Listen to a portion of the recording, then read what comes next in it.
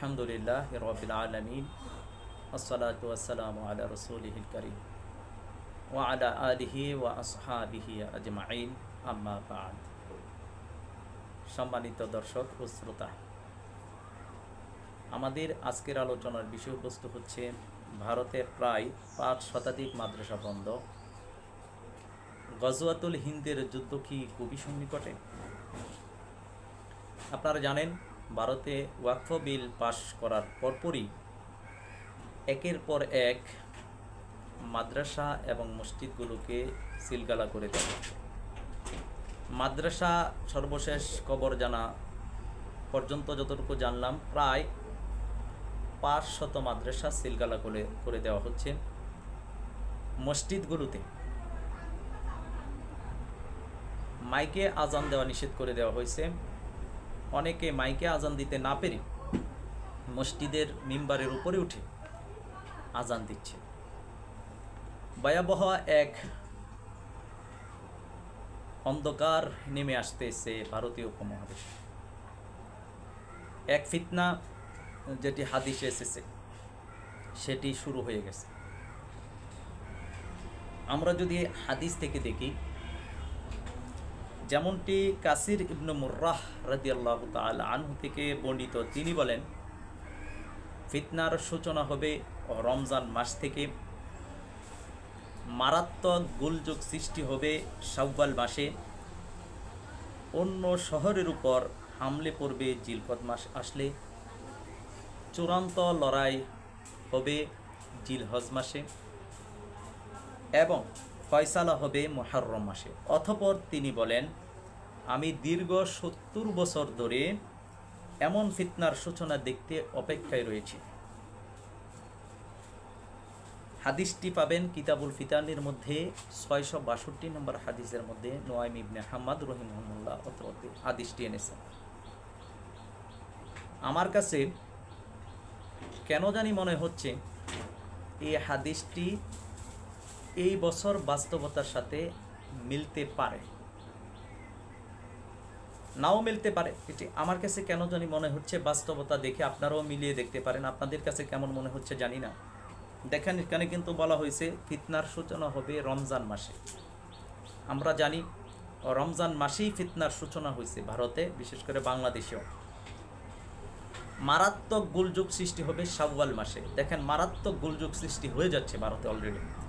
ভারতের অবস্থা ভালো না, বাংলাদেশের অবস্থা ভালো না, বিশ্ব পরিস্থিতির অবস্থাও ভালো না। আপনারা জানেন, মিডিয়াতে আমরা দেখতেছি মুসলমানদের পবিত্রতম জায়গা একটা মসজিদ, যেখানে নিরিবিলি পরিবেশে মানুষ গিয়ে তার রবকে ডাকে, সেজদা দেয়।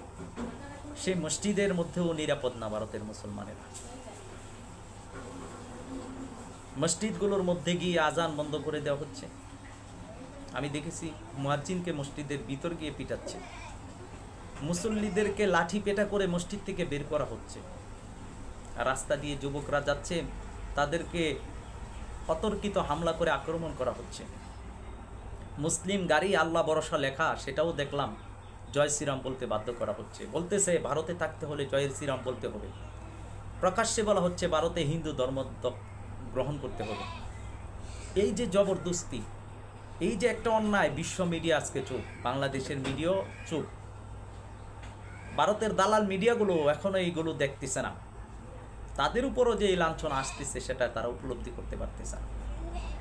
অর্থ তাদেরকে অন্ধ করে দেয়, ক্ষমতার মোহ তাদেরকে অন্ধ করে দিছে। তারাও কিন্তু এই ফিতনায় জড়িত হবে একদিন, আগে বা পরে। কেউ নিরাপদ না। আজকে যারা আপনারা ঘরে রয়েছেন মনে করতেছেন আপনি তো নির্যাতিত না, আপনিও নিরাপদ না। ধেয়ে আসতেছে এই ফিতনা। ফিলিস্তিনি ভাইদের অবস্থা দেখে আপনি মনে করছেন আপনি নিরাপদ। আল্লাহর কোরআন, আল্লাহ বলে, ইল্লা তানফিরু ইউআযযিবকুম আযাবান আলীমা, তোমরা যদি আল্লাহর রাস্তায় বের না হও, আমি তোমাদেরকে আযাব তোমাদের উপর চাপাইয়ে দিব তোমাদের কর্মের কারণে। বিশ্ব মুসলিম আজকে ফিলিস্তিনের এই অবস্থা, গাজার এই অবস্থা দেখেও তারা কি তাদের পাশে দাঁড়াচ্ছে? আরব বিশ্বগুলো কি দাঁড়াচ্ছে?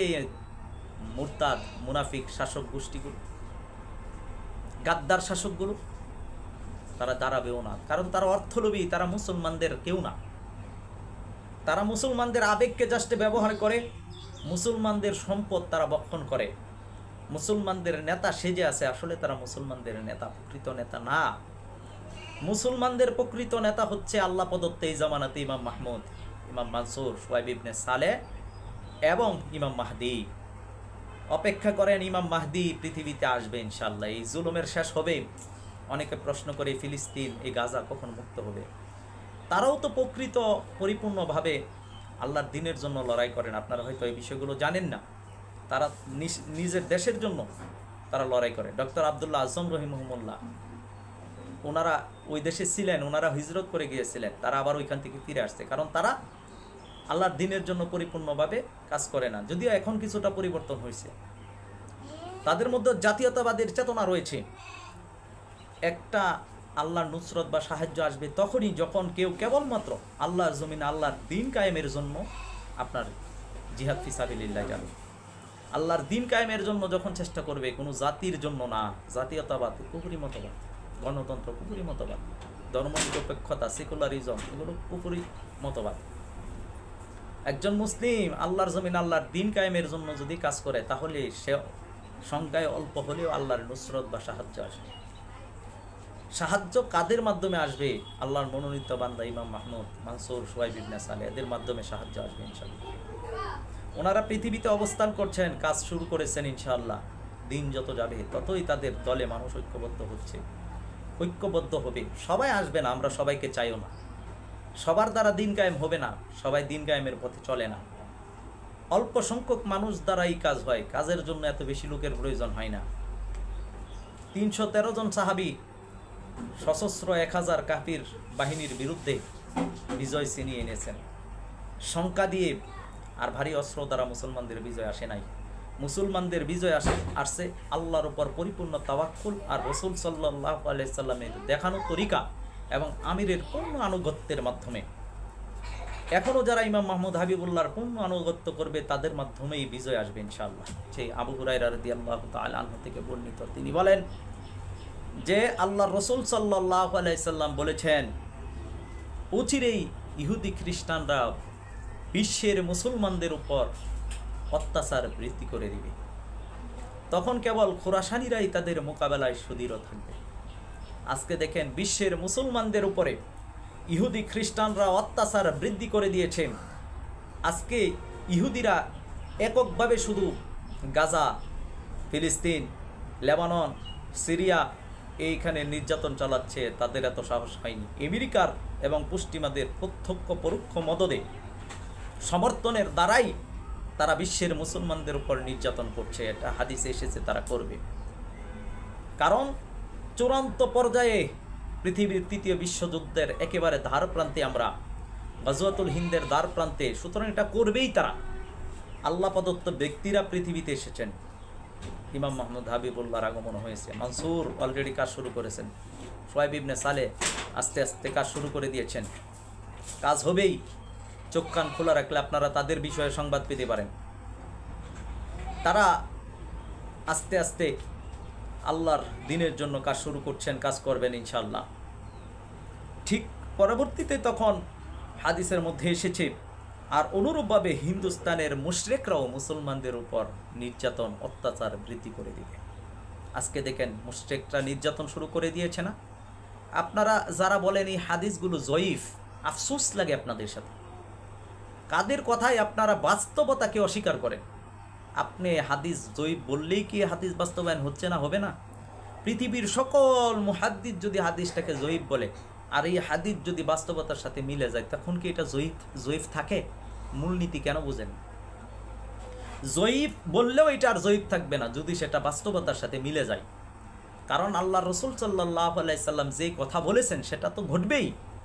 সুতরাং আমলের ক্ষেত্রে জয়ীফ হাদিস গ্রহণযোগ্য হয় না, এটা মনে রাখবেন। আমলের ক্ষেত্রে আজকে আমরা জয়ীফ হাদিস পালন করতে পারি। এই ভারতীয় উপমহাদেশে দেখবেন বেশিরভাগই জয়ীফ হাদিসের উপর আমল করে। আমলের ক্ষেত্রে সহিহ হাদিসকে প্রাধান্য দেওয়ার দরকার, অথচ আমরা আমলের ক্ষেত্রে জয়ীফ হাদিসকে প্রাধান্য দেই। আর ফিতনা সংক্রান্ত ব্যাপারে জয়ীফ হাদিসটাই থাকবে বেশি জয়ীফ, অথচ ফিতনা সংক্রান্ত ব্যাপারে আইন এনে আমলের হাদিস আইনা ফিতনা সংক্রান্ত বিষয়ে আমরা লাগিয়ে তাল পাকাইয়া দিই এবং মানুষকে বিভ্রান্ত এবং ঘুমন্ত রাখার, গাফেল রাখার এটা একটা ষড়যন্ত্র এবং একটা কৌশল। ফিতনা সংক্রান্ত হাদিস জয়ীফ হবে, এটাই মূলনীতি। কারণ ফিতনা সংক্রান্ত হাদিস অ্যাভেলেবেলভাবে সকল সাহাবীদের সাথে প্রচার করা হয়নি।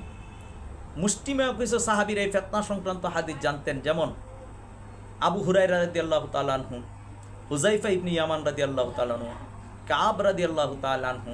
কিছু কিছু সাহাবীরা ফিতনা সংক্রান্ত হাদিস বর্ণনা করেছেন, আর কিছু কিছু মুহাদ্দিস এই হাদিস সংকলন করেছেন যেটি অ্যাভেলেবল প্রচার করা হয়নি ফিতনা সংক্রান্ত বিষয় হিসেবে, যেটি আমাদের সমাজে এই ফিতনা সংক্রান্ত কিতাবগুলো স্টাডি করা হয় না।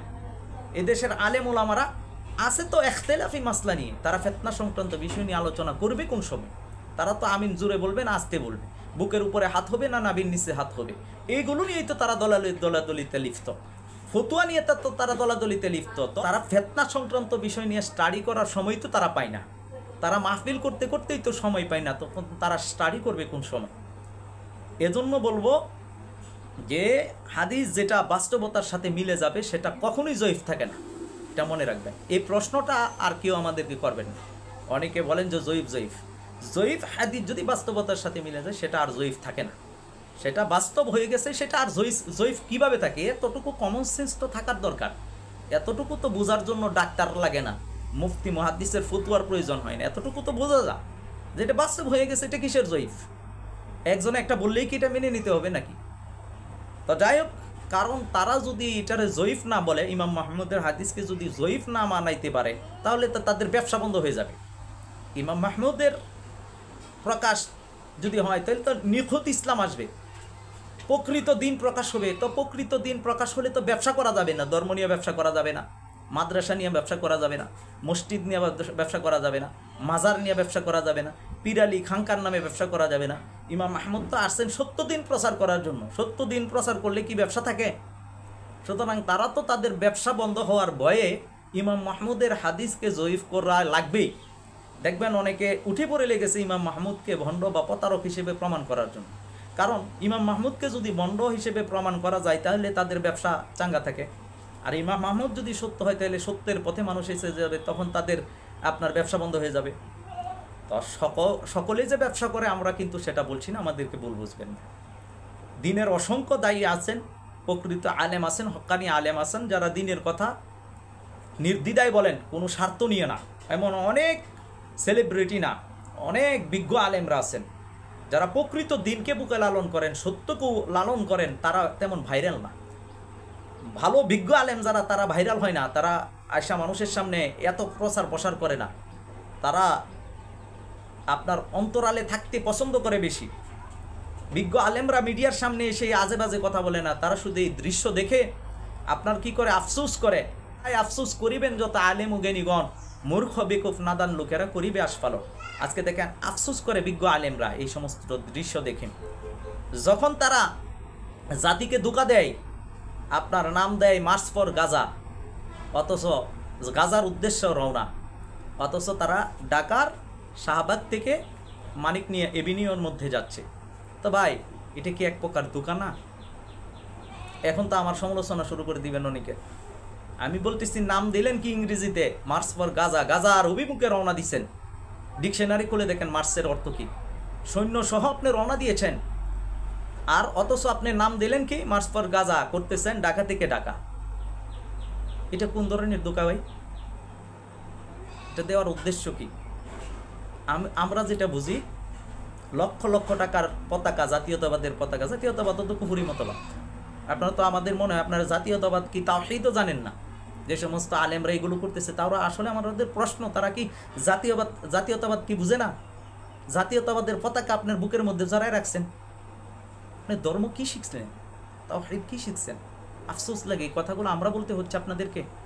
আপনাদের কাছ থেকে আমরা দিন শিখবো, আর অথচ আপনাদের কাছ থেকে আমরা কি শিখতেছি? এজন্য বলবো যে আপনার এই যে লক্ষ লক্ষ টাকার পতাকা কিনলেন, অনেকে যুক্তি দিবেন যে বিশ্ব মিডিয়া দেখবে। আমি বলবো লাভটা হলো কি? লাভটা কি হলো? আপনার এই লক্ষ লক্ষ কোটি কোটি টাকা খরচ হয়েছে, গাড়ি ভাড়া, আসা যাওয়া, পতাকা কিনা, এইগুলো যদি গাজার ফিলিস্তিনের মুসলমানদেরকে দিতেন, গাজার মুসলমানদেরকে দিতেন খাবার কেনার জন্য, তাদের যদি অস্ত্র কেনার জন্য দিতেন, তাহলে কি তাদের উপকার হইতো না? আজকে দেখেন রাস্তাঘাট বন্ধ করলেন, একজন রোগী আপনার ডাক্তারের কাছে যাবে, যেতে পারে নাই আপনাদের লং মার্চের কারণে। আপনারা কি করলেন? ঢাকার ভিতরে বিশাল জমায়েত করছেন, সারা বিশ্বেই করতেছে। আমরা জাস্ট আপনাদের সামনে যুক্তিটা উপস্থাপন করতেছি, করছেন আপনাদের জ্ঞান থেকে করছেন, কিন্তু আমাদের এই প্রশ্নগুলো আপনারা কি একবার ফিকির করেন না? এগুলো কি ভাববার কথা না? আপনার শত্রুদেরকে এত বড় সুযোগ দিয়ে দিলেন, এগুলো তো একটু ভাববার বিষয়। আল্লাহ রসুলের তরিকা থেকে কখনো এটা আছে ভাই? মুসলমানরা যখন নির্যাতিত হতেন, সাহাবাই কেরাম কি একসাথে হইয়া তারা কি আন্দোলন করছেন? কাবার পাশে গিয়ে তারা কি আন্দোলন করছেন? মুসলমানদের পাশে দাঁড়াইতে হবে। আল্লাহ তো কোরআনে বলছেন, ওমা লাকুম লা তুকাতিলুনা ফি সাবিলিল্লাহি ওয়াল মুস্তাদআফিনা মিনার রিজালি ওয়ান নিসাই ওয়াল বিলদানিল্লাযিনা ইয়াকুলুনা রব্বানা আখরিজনা মিন হাযিল ক্বরিয়াতিজ যালিমি আহলুহা। আল্লাহ বলছেন, কি হলো তোমাদের? তোমরা কেন মাজলুম মুসলমানদের পাশে দাঁড়াচ্ছ না? সেই সমস্ত পুরুষ, মহিলা, বাচ্চা যারা বলতেছে, হে আমাদের রব, আমাদেরকে এই জালেমের জনপদ থেকে অন্যত্র নিয়ে যান, অথবা আপনার পক্ষ থেকে সাহায্যকারী, নাসিরকারী বান্দা পাঠান, অলি পাঠান, নাসির সাহায্যকারী পাঠান। আল্লাহ বলছেন তাদের পক্ষে লড়াই করার জন্য। এইটা কি লড়াই হলো? টাকা দিতেন, খাদ্য সহায়তা দিতেন, মুসলমানদের কি ধোঁকাটা দিয়ে লাভটা কি? যাক, আল্লাহ সুবহানাহু ওয়া তাআলা আমাদেরকে সত্যটা উপলব্ধি করার তৌফিক দিক। ভারতে 5 শতাধিক মাদ্রাসা বন্ধ করে দেওয়া হয়েছে গাজওয়াতুল হিন্দ খুবই সন্নিকটে। এই হাদিসের মধ্যেই আছে যে হিন্দুস্তানের মুশরিকরা অত্যাচার, নির্যাতন, জুলুম বৃদ্ধি করে দিবে, তখন হিন্দের পূর্ব দেশের দুর্গম নামক অঞ্চলের একজন দুর্বল বালকের আত্মপ্রকাশ ঘটবে, যার নাম মাহমুদ, যার বাবার নাম আব্দুল কাদির। তার নেতৃত্বে মুসলমানদের বিজয় হবে। দেখেন, মুসলমানদের নির্যাতন শুরু হয়েছে, আমিরও উপস্থিত, আল্লাহ প্রদত্ত আমির উপস্থিত। এবং গাজওয়াতুল হিন্দের প্রথম যে 2টা দল হবে, আমরা বলেছি বরাবরই, প্রথম অংশে মায়ের খাবে, আন্দোলনমুখী, দ্বিতীয় অংশের মাধ্যমে বিজয় আসবে। দেখেন, সব স্পষ্ট ক্লিয়ার হয়ে যাচ্ছে। যারা সত্য উপলব্ধি করতে জানেন, সত্য বুঝেন, তারা এগুলো মিলাই দেখবেন। সামনে ভয়াবহ দিনগুলো আসতেছে। জাস্ট আমি একটা কথা বলবো, আবারও সামনে আপনার ঐক্যবদ্ধ হবেন, এটা হাদিসেই বলে আমাদেরকে। আমরা জানি যে আপনারা আবার আন্দোলনমুখী হবেন, এবং কুরবানি ঈদের দিন পশু যেভাবে জবাই করে ঠিক সেইভাবে আপনাদেরকে মারা হবে। এটা হাদিসের কথা, আমাদের কোনো কথা না। আপনি মিলাই দেখবেন খালি বাস্তবতার সাথে। এই যে লক্ষ লক্ষ আলেম উলামা একত্রিত হলেন, বা সাধারণ পাবলিক একত্রিত হলেন, শত্রুরা যদি একটা মিসাইল হামলা করে, যদিও এই সভ্য সমাজে এখন এটা আশা করা যায় না, কিন্তু যখন আইন কানুন থাকবে না, পরিস্থিতি যখন আরও গোলাটি হবে, শত্রুরা যখন একটা মিসাইল হামলা করত, ভারত তো অলরেডি আপনারা জানেন কি না যে মিজোরামের পাশেই আপনার যুদ্ধ বিমান মোতায়েন করা হয়েছে, এবং আপনার মিজোরামে SU-30MK যুদ্ধ বিমান মোতায়েন করা হয়েছে, যেখান থেকে ঢাকাতে আসতে জাস্ট আধা ঘন্টা সময় লাগবে। জানেন, যদি শত্রু আপনার একটা মিসাইল হামলা করে দেয়, সকল আলেম ওলামাকে একসাথে মারা যেত না? এটা কোন ধরনের যুদ্ধের নীতি, কোন ধরনের পদ্ধতি অবলম্বন করতেছে? যাক, আমাদের আলোচনা লম্বা হয়ে যায়, আমরা কথা বলতে গেলে আসলে অনেক কথা এসে যায়। এরপরও আমরা বলবো যে আপনারা আমাদের সাথে থাকেন, সময় যদি দেন, তাহলে আশা করি মিসগাইড অন্তত পক্ষে হবেন না ইনশাল্লাহ। দিন যত যাবে তত স্পষ্ট দেখবেন যে আমরা যে হকের কাফেলা ইমাম মাহমুদের সাথে আছি, এটা স্পষ্ট হয়ে যাবে, দিবালোকের ন্যায় স্পষ্ট হয়ে যাবে ইনশাআল্লাহ তাআলা। দিন যত যাচ্ছে, যত যাবে, তত স্পষ্ট হবে। অপেক্ষা করেন আর দেখতে থাকেন। আর যারা দিব্যজ্ঞান আছেন, যারা উপলব্ধি করতে পারেন, যাদের মাদ্দা আছে, তারা ইমাম মাহমুদের কাছে আয়সা এখনই ঐক্যবদ্ধ হন, সম্মান পাবেন ইনশাআল্লাহ। দুনিয়া আখিরাতে অভিযানে সম্মান পাবেন। আবু সুফিয়ানের মতন লাস্টে অনেকেই আসবে, আবু বকর সিদ্দিক, আম্মার রাদিয়াল্লাহু তাআলা, হযরত আলী রাদিয়াল্লাহু তাআলা, উসমান রাদিয়াল্লাহু তাআলা আনহু, হযরত বেলাল রাদিয়াল্লাহু তাআলা আনহুর মতন, খাব্বাব রাদিয়াল্লাহু তাআলা আনহুর মতন কিছু লোক আগেই আসবে এবং নির্যাতন সহ্য করবে। ইতিহাস সেভাবেই লেখা হবে ইনশাআল্লাহ। সুতরাং সত্য সন্ধানীরা পিছনে কেন থাকবেন? অগ্রবর্তীদের দলে আসেন, অগ্রগামিতা হিসেবে অগ্রবর্তীদের দলে আসেন, আগে আসে কাজ শুরু করেন ইনশাআল্লাহ তাআলা। দুনিয়া সম্মান, আখিরাতের ইজ্জত সম্মান। দুনিয়াটা বড় কথা না, সবচেয়ে বড় কথা হচ্ছে আল্লাহর সন্তুষ্টি, আল্লাহর দ্বীনের জন্য ত্যাগ স্বীকার করেন। গাজওয়াতুল হিন্দ হবে, দ্বিতীয় বিশ্বযুদ্ধও হবে, বিজয় মুসলমানদের হবে। আমার এবং আপনার অবদানটা কি, কি করতে পারলাম মুসলমানদের জন্য। আমার তো ভয় লাগে, আফসোস লাগে, আজকে যারা চুপ রয়েছে তারা জাতির সামনে মুখটা দেখাবে কিভাবে, কিভাবে তারা এই জাতির সামনে মুখ দেখাবে বিপদের সময়, সংকটের সময় যারা কথা বলতেছেন না। এজন্য আসুন, ভারতে 5 শতাধিক মাদ্রাসা বন্ধ হয়েছে, আমাদের এখানেও হওয়া মাত্র সময়ের ব্যাপার। কালেমার পতাকা দেখেন নাই, দেয় নাই, বুঝেন না কি হচ্ছে। কালেমার পতাকা, এই কালেমার জন্যই তো ফিলিস্তিনে গাজাতে হামাসরা যুদ্ধ করতেছে নাকি। তো এই কালেমার পতাকাই তো আপনাকে দিচ্ছে না, তো আপনি কি আন্দোলন করবেন, আর কি হবে আপনার দ্বারা, কি ফায়দা পাবেন। সুতরাং সঠিক পথে আসেন, আল্লাহর মনোনীত বান্দার কাফেলায় ঐক্যবদ্ধ হন। আবারও বলি, এই মরিচিকার পিছনে ছুটে দিন শেষে ভালো ফলাফল পাবেন না, ভালো কিছু আপনারা অর্জন করতে পারবেন না। এই সত্যটা দিন যত যাবে তত উপলব্ধি করতে পারবে। যদি এখন তিক্ততা মনে হচ্ছে, কিন্তু এটাই সত্য এবং এটাই সত্য এবং এটাই সত্য, দিন শেষে আপনারা কিছুই পাবেন না। আসেন, ইমাম মোহাম্মদ হাবিবুল্লাহর নেতৃত্বে ঐক্যবদ্ধ হয়ে কাজ শুরু করেন। আল্লাহ সুবহানাহু ওয়া তাআলার সন্তুষ্টি অর্জনের নিয়তে কাজ শুরু করলে আল্লাহ আমাদেরকেই প্রতিনিধিত্ব দান করবেন। কোরআনুল কারিমে আল্লাহ ওয়াদা দিয়েছেন, আর তোমাদেরকেই প্রতিনিধিত্ব দেওয়া হবে, তোমরাই বিজয় লাভ করবে। আল্লাহ কোরআন এগুলো বলছেন, শর্ত দিয়েছেন, যদি ইন কুনতুম মুমিনিন, যদি তোমরা মুমিন হও। আল্লাহ সুবহানাহু ওয়া তাআলা আমাদেরকে প্রকৃত দিনের জন্য প্রকৃত কাজ করার তৌফিক দান করুন। আমিন ইয়া রাব্বাল আলামিন। আসসালামু আলাইকুম ওয়া রাহমাতুল্লাহ।